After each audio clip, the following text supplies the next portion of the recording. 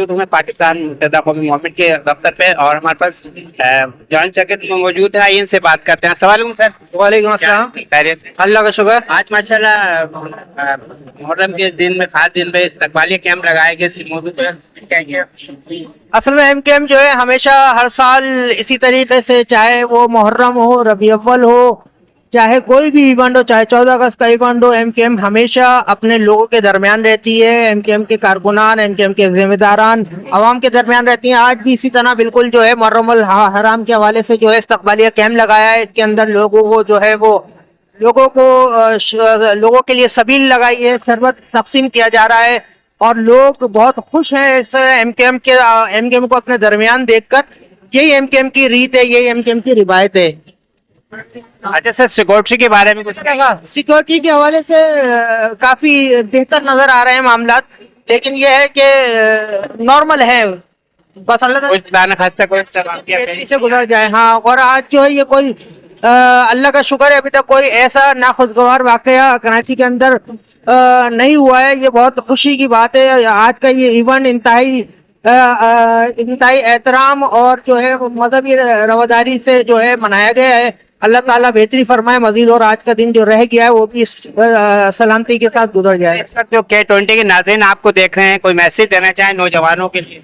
हाँ बिल्कुल, एमकेएम के साथ नौजवानों के लिए मैसेज है कि एमकेएम के साथ जुड़े, एमकेएम के हैंड्स बने। एमकेएम आप ही के दरमियान की जमात है, एमकेएम आप ही के दरमियान रहने वाली जमात है। एमकेएम के लोग अगर हमारे साथ कनेक्ट होंगे, हमारे साथ जुड़ेंगे तो यकीनन हम एमकेएम और ये तमाम आवाम जो है मिलकर जो है वो बुनियादी मसाइल को हल करेगी। एमकेएम का मकसद ही यही था कि अपने लोगों के मकसद के हुसूल के लिए बनी थी वो, तो इंशाल्लाह ताला जो है लोग जुड़ते जाएंगे, काफिला बनता जाएगा।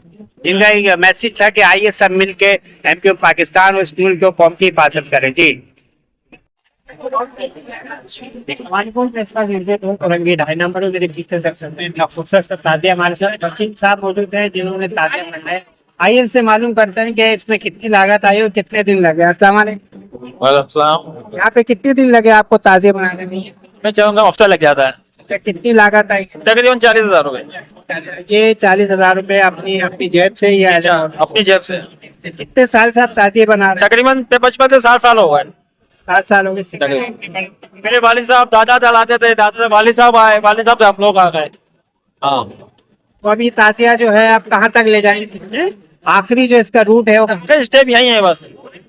आगे आज आने का क्यों रश इतना है कि अब सिक्योरिटी भी नहीं है अपनी बलबूते में। सिक्योरिटी के बारे में क्या कहेंगे? सिक्योरिटी की बात अल्लाह के आसरे पे है, क्या कर सकते हैं, अल्लाह के आसरा ही है। क्या इनका ये कहना है कि इस वक्त यहाँ से बहुत ही काम है, बस से आगे जाने सकता है।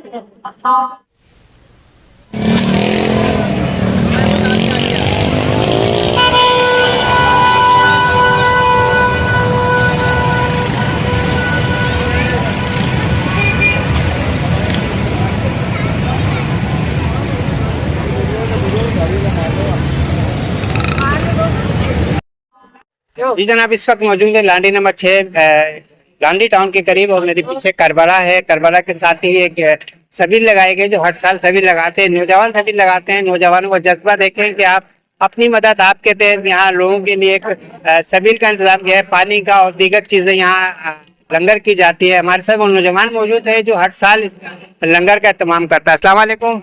वालेकुम सलाम। जी सर बोले। क्या हाल है? ठीक ठाक, अल्लाह का शुक्र। बताइए कि आपकी जो टीम है इस माह 10 मुहर्रम के सिलसिले में आप भाई हर साल की तरह इस साल भी हमने ये सब भी लगाई है, लेकिन इस साल हम थोड़े से मसरूफियात में थे तो थोड़ा काम हमारा लेट हो गया, इसलिए काफी चीजें हमारे से नहीं हुई हैं, लेकिन जितना हो सका अल्लाह ने जितना तौफीक दी उतना हमने करा है। और लंगर में आप क्या क्या चीजें? लंगर में हमारे पास बच्चों के आइटम है और जो है ना बच्चों के आइटम है और जूस वगैरह है और जो है ना काफी सारी चीजें हैं और अपना चाय का लंगर है 10 बजे के टाइम और बच्चों की चीजें हैं।